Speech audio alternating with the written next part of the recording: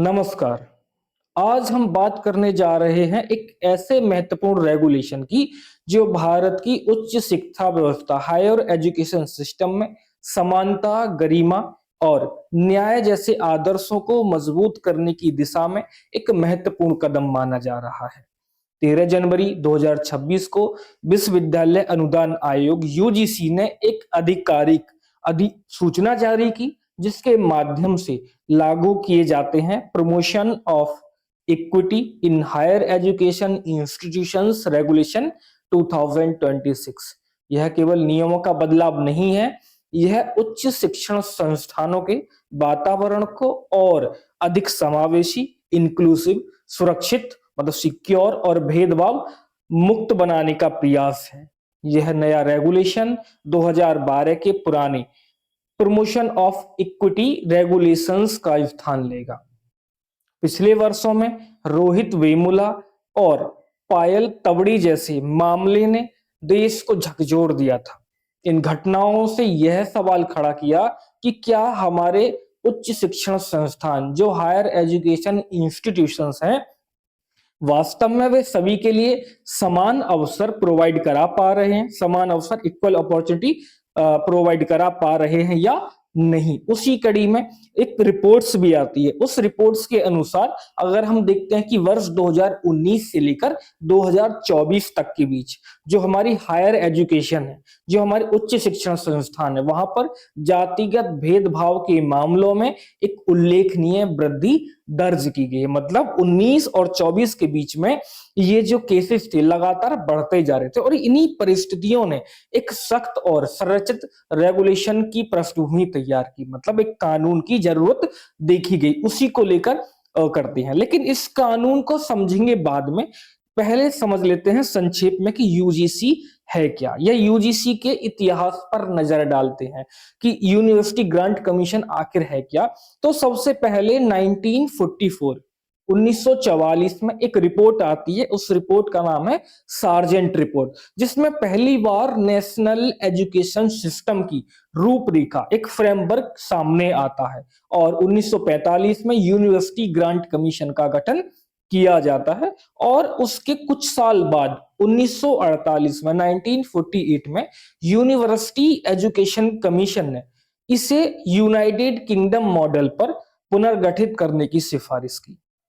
फिर उसके कुछ वर्ष बाद 1952 में 1952 में इसे विश्वविद्यालयों को अनुदान वितरण करने की जिम्मेदारी दे दी कि अब जितने भी इंडिया के अंदर यूनिवर्सिटीज हैं उन सबको क्या प्रोवाइड करेगा, ग्रांट प्रोवाइड करेगा। और उसके अगले ही साल 1953 में मौलाना अबुल कलाम आजाद ने इसे औपचारिक उद्घाटन कर दिया, है ना। फिर उसके बाद बात करते हैं 3 साल बाद की, वर्ष था 1956। यूजीसी को एक वैधानिक निकाय, एक स्टेशनरी बॉडी का स्टेटस प्रोवाइड कर दिया गया। तो ये तो था यूजीसी के बारे में कि आखिर यूजीसी है क्या। अब बात करते हैं जो 2026 का ये न्यू रेगुलेशन आया है, जिसको लेकर कुछ विरोध भी देखने को मिलता है। तो उसका पक्ष में विपक्ष में दोनों की बात करते हैं। पहला, अब बात करते हैं शेड्यूल कास्ट, शेड्यूल ट्राइब और जो दिव्यांगजन है और जो महिला है। वो ही नहीं बल्कि इसके साथ साथ ओबीसी क्लास को भी इसमें अनिवार्य रूप से सुरक्षा के दायरे में शामिल किया गया। मतलब 2012 का जो कानून था उसमें केवल एससी, एसटी, दिव्यांग और वुमेन ही थी। अब इसमें ओबीसी को भी शामिल कर दिया गया है। दूसरा है कि जो प्रत्येक हाई एजुकेशन इंस्टीट्यूशन है उसमें एक इक्वल अपॉर्चुनिटी सेंटर ईओसी की स्थापना अनिवार्य होगी और साथ ही साथ एक इक्विटी कमेटी का गठन भी किया जाएगा, जिसके अध्यक्ष कौन होंगे, उस संस्थान के प्रमुख होंगे, यानी कि हेड ऑफ इंस्टीट्यूशन, या कह सकते हैं कि वाइस चांसलर रहेंगे।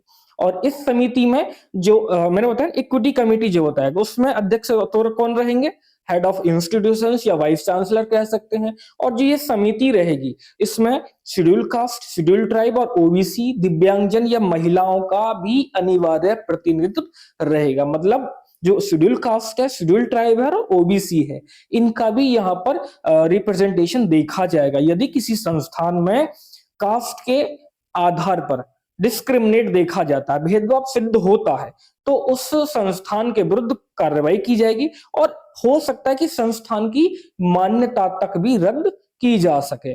शिकायत निवारण के लिए एक टाइमलाइन फिक्स कर दिया जाएगा कि 24 घंटे के भीतर आपको कार्यवाही शुरू करना अनिवार्य होगा और विद इन 15 डेज 15 दिनों के भीतर भीतर आपको एक जांच रिपोर्ट प्रस्तुत करनी होगी। आप शिकायत जो कैसे करा सकते हैं, तो शिकायत दर्ज कराने के लिए 24x7 हेल्पलाइन नंबर रहेगा और एक ऑनलाइन पोर्टल भी उपलब्ध कराया जाएगा। इन नियमों की पालन की निगरानी के लिए यूजीसी द्वारा एक नेशनल मॉनिटरिंग कमेटी का गठन किया जाएगा, जिसमें सरकारी निकायों, जो गवर्नमेंट इंस्टीट्यूशंस या गवर्नमेंट बॉडीज हैं या जो स्टेटरी बॉडीज हैं और जो सिविल सोसाइटीज हैं, उन सबके अध्यक्ष या सदस्य इसमें शामिल होंगे। यह पूरा ढांचा न्यू एजुकेशन पॉलिसी, नई शिक्षा नीति 2020 की भावना के अनुरूप है, जहां वंचित वर्गों के लिए सुरक्षित, सम्मानजनक और समान अवसर वाले वातावरण की बात कही गई है। हालांकि इस रेगुलेशन को कुछ चिंताएं भी सामने आ रही हैं, कुछ इसका विरोध भी देखने को मिलता है। तो कुछ विशेषज्ञों का मानना है कि इससे यूजीसी यूनिवर्सिटी ग्रांट कमीशन का हस्तक्षेप बहुत अधिक बढ़ जाएगा, बहुत अधिक हो जाएगा और राज्य विश्वविद्यालयों की जो स्वायत्तता है, जो ऑटोनॉमस है, जो ऑटोनॉमी है उनकी, वो क्या होगी, वो नेगेटिव रूप से इफेक्टिव होगी, नकारात्मक रूप से प्रभावित हो सकती है। साथ ही यदि कोई दुर्भावनापूर्ण शिकायत की जाती है तो उसके लिए क्या दंडात्मक प्रावधान होंगे। मतलब कि अगर आपको कोई झूठा केस लगा रहा है और वो चार्ज होता है कि ये झूठा केस हुआ, तो जिसने केस किया है क्या उसको दंड दिया जाएगा या नहीं, इस पर और स्पष्टता की आवश्यकता बताई जा रही है, क्योंकि इस कानून में या इस रेगुलेशन में ऐसा कुछ भी नहीं बताया गया कि अगर एक व्यक्ति दूसरे व्यक्ति को झूठा केस लगाता है और उस पर केस पाया जाता है कि ये केस झूठा है, तो जो व्यक्ति ए है उस पर क्या पेनल्टी लगाई जाएगी, क्या उसको दंड दिया जाएगा, ये इसमें कोई भी कानून में या रेगुलेशन में साफ साफ नहीं बताया गया। दूसरा पक्ष यह भी कहता है कि जो सामाजिक समस्याओं का समाधान केवल दंड से नहीं हो सकता, बल्कि संवेदनशीलता, संवाद और जागरूकता से भी होना चाहिए, क्योंकि समाज में सब लोग मिलकर रहें, एक आपसी भावना रहे और बंधुत्व की भावना बनी रहे। लेकिन अंततः हम यही कह सकते हैं कि किसी भी नीति की सफलता उसकी नीयत और सही क्रियान्वयन पर निर्भर करती है। यदि उद्देश्य सकारात्मक होंगे तो परिणाम भी सकारात्मक मिलेंगे ही। शिक्षा, क्योंकि शिक्षा वह स्थान है जहां पर समानता का वास्तविक अभ्यास होना चाहिए और इस जो ये रेगुलेशन लाया है 2026 में, ये उसी दिशा में एक ठोस कदम या एक कानूनी या एक संस्थागत प्रयास कह सकते हैं। अब आपके लिए एक अभ्यास प्रश्न है जो आपको कमेंट बॉक्स में कहना कि 1948 के यूनिवर्सिटी एजुकेशन कमीशन ने यूजीसी के पुनर्गठन के लिए किस मॉडल की सिफारिश की थी। ऑप्शन ए अमेरिकी मॉडल, ऑप्शन बी फ्रांसीसी model, option C Soviet model, option D UK model. अपना उत्तर अवश्य दीजिएगा। धन्यवाद।